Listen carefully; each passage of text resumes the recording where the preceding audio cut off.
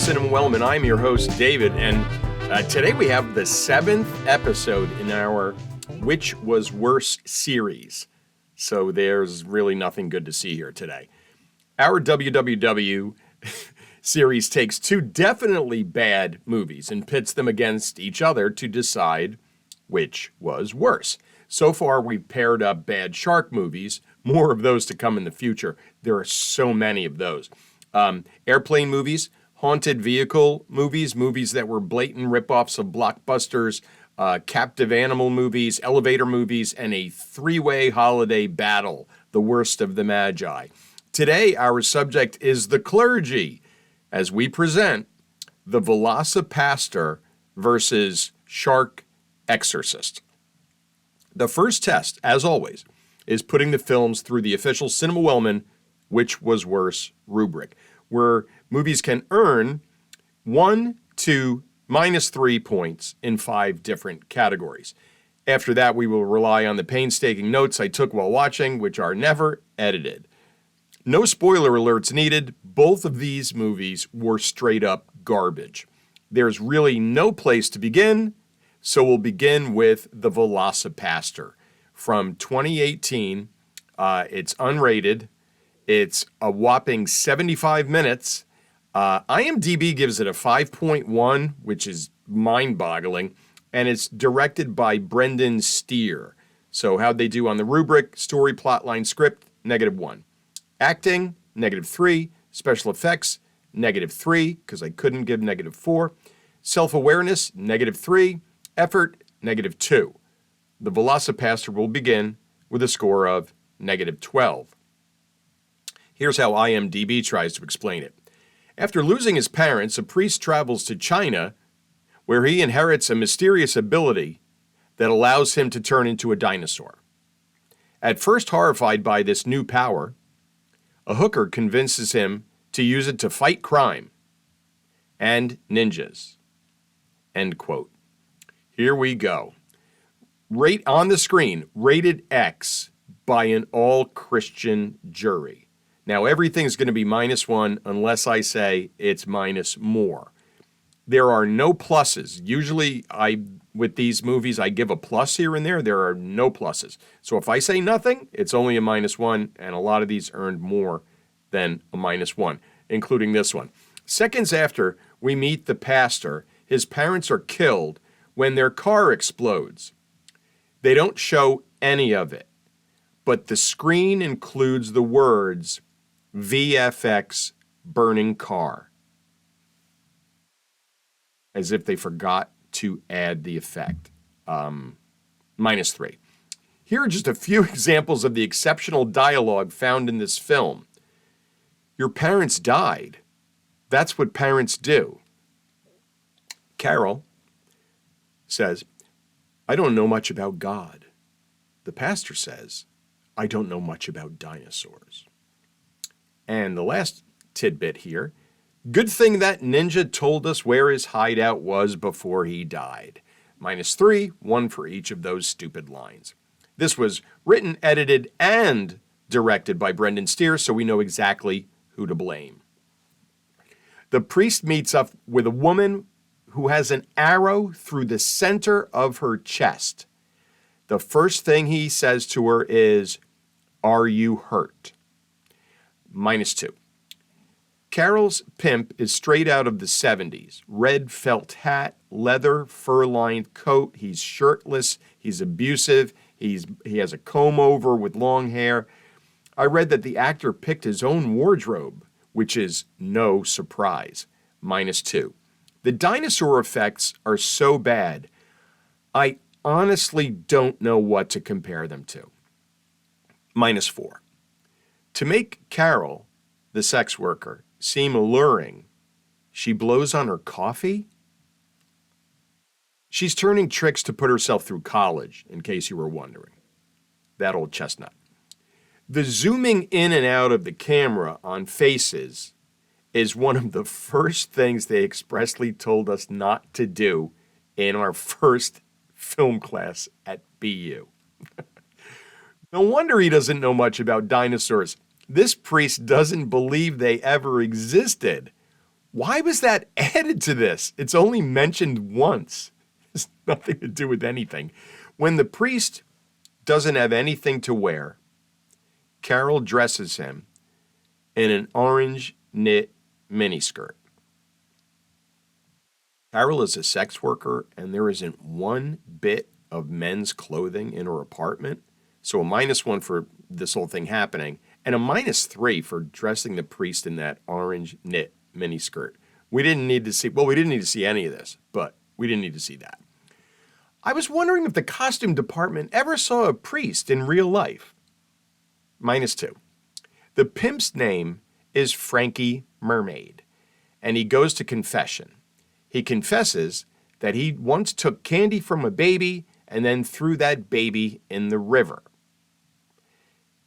He is also conveniently the person who killed the pastor's parents. -4 for all of that. The pimp is then murdered by the pastor in the confessional booth without the pastor turning into a dinosaur. So he's just a normal murderer? -2. I honestly directed better actors when I ran the drama club at the CGS. The songs on the soundtrack had to have been recorded by friends of the director. There's no other way that they'd be that bad. At one point, there's a really stupid montage of the priest doing religious stuff, suggestively giving communion to Carol, working out, and killing people, -3. There are 2 separate scenes that are just made up of people laughing. Any laughing I did during this movie was at them and not with them, -2. The older priest at the VelociPastor's church was in the Vietnam War? When does this movie think the Vietnam War took place? The war flashback takes forever and includes the very worst landmine death ever recorded in film history. The effect must have included a Home Depot bucket of blood, -4. The ninjas from the opening scene show up at some point, so they must have made the trip from China. No explanation. Some of these ninjas have British accents, and these ninjas deal coke, -2. There really are no special effects in this movie. The dinosaur looks like one of those inflatable Halloween costumes. Quick cuts substituted for effects in all shots, -4. There's a sex scene shot using a split screen, -2. You're not Brian De Palma. The post-coital ninja invasion, should be a band name, 3 ninjas jump through wide open windows in Carol's bedroom. No windows, no screens, nothing.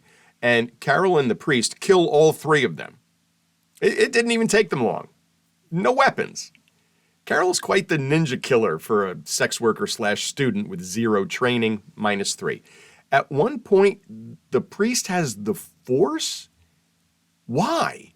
And he has it without even bothering to turn into a dinosaur? Why does he ever bother to turn into a dinosaur? Well, they won't explain that, -3. The non-dinosaur priest tears the bad guy's head off, and there's no blood. There's none at all. There's 0 blood. They must have used all of the blood for that really bad landmine death. And this bad guy's head is so clearly a mannequin's head. There's nothing soft about it. It's straight up a mannequin's head, -2. It should have been more. This mess ends with a Gandhi quote about the elimination of violence. Gandhi also would have been for the elimination of this movie. I was going to cut it some slack because it was reportedly a student film, but so was THX 1138, and that's not nonsensical garbage, -3. Carol takes a samurai sword to the chest and survives. They show her in the hospital. What is she wearing in the hospital? She's wearing her own clothes, like under the Johnny. What hospital does that? Why is the surgeon smoking? And then there's a title card that blasts, "She's fine," -4. Oh, and you can't decide to make a comedy after you film it, -3. Final score for the VelociPastor, is a minus 81, that's a lot, which brings us to Shark Exorcist from 2014, also not rated. 71 minutes. IMDb 1.3, which is really low, and directed by Donald Farmer. Here's the official which was worse rubric results. Story, plotline, script, -3. Acting, -3. Special effects, -3. Self-awareness, -2. Effort, -2. Shark Exorcist will begin with a score of -13. IMDb tells us a demonic nun unleashes holy hell when she summons the devil to possess a great white shark. End quote. The opening scene shows a nun stab a young girl and drop her into the water for the shark. Filmed and edited by Jamie Nichols, written and directed by Donald Farmer. Good. 2 people to blame for this one, -2.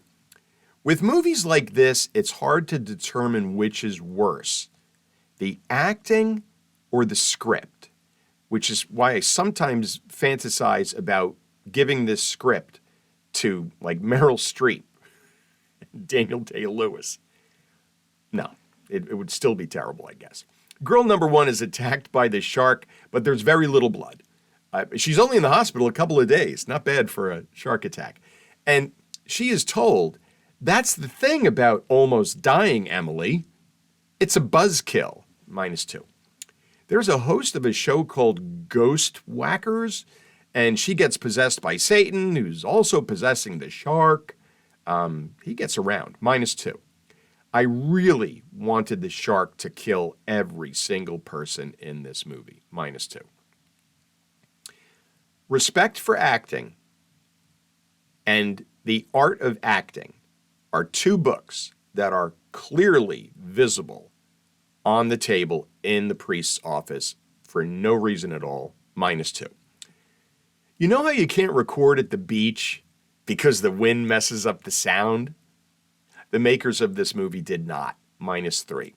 The priest in this movie is the brother of the sleazeball that picked up hitchhiking girl number 1 and was later eaten by the shark? How convenient. Now, none of the shark attacks are shown. We see the victim, we see the bad CGI shark, we see the victim go under the water, we see red water, we see the intact corpse floating covered in blood, -3. At times it appears as if entire scenes are missing from this movie, -2. There's vomit. And it's bad vomit. No vomit looks like that, -3. They added a sorority initiation into this mess. Why? -2. Another shark attack just shows bad reactions of the witnesses. And if you're watching on, here, yeah, that bad. That's how bad they were. The soundtrack is louder than the dialogue in many scenes, -3. Has anyone ever seen a real priest? Why doesn't anyone dress these movie priests correctly? This one's wearing a quasi-turtleneck. If you're watching today on YouTube, I'm dressed more like a priest today than either of these movie priests. Richard Wellman. 2 characters are shown wandering around a carnival with no dialogue. They're pantomiming everything to each other. I think the sound department forgot to pack the mics that day. There's really no other explanation, -3. So, girl victim number 1's now a shark? She has shark teeth once in a while and she loves to be in the water? Is this a water vampire story? -3. The exorcism done by the shark exorcist is lit by tiki torches. There's more vomit, -2. At one point, girl victim number 1 kisses a guy, and now he's possessed. What? Are they making this up as they go along? At one point, I think a shark came down from space, -2. If you add up the screen time of people walking, jogging, and driving without dialogue, I swear it has to be over 10 minutes. This is a 71-minute movie, -3. This was so creepy. A girl in a bikini is stalked. She's sunbathing in the park, and this stalker stands over her and takes like 20 pictures of her. And we then watch him scroll through every one of those pictures that he took. So unnecessary. Oh, The Nun is back, where she stabs another girl. Now, that was only -1. The stalker bikini thing, that cost 4. That was... The nun, after she stabs the girl, licks the blade of the bloody knife more than once, and then offers a rather pedestrian Hail Satan, -3. The shark flies out of the water at the end. No explanation, -3. Nothing at all is resolved. Absolutely nothing. I don't think I've ever seen that in a movie before. Zero attempt to wrap anything up. Anything. -4. And there's a post-credit scene that's over 5 minutes long. Remember, this is a 71-minute movie and involves a girl at a gift shop in an aquarium playing with shark dolls, and ends with her getting red eyes and, you guessed it, vomiting. That's a -3. The final score for Shark Exorcist, believe it or not, is -82. So the winner of Which Was Worse 7 is the Shark Exorcist in a vomit walk-off. That last scene won or lost this whole competition. This is kind of a surprise because I hated the VelociPastor more than I hated Shark Exorcist. But like I always said to the kids when I was teaching, live by the rubric, you die by the rubric. Unless some psychotic nun with the big knife kills you first.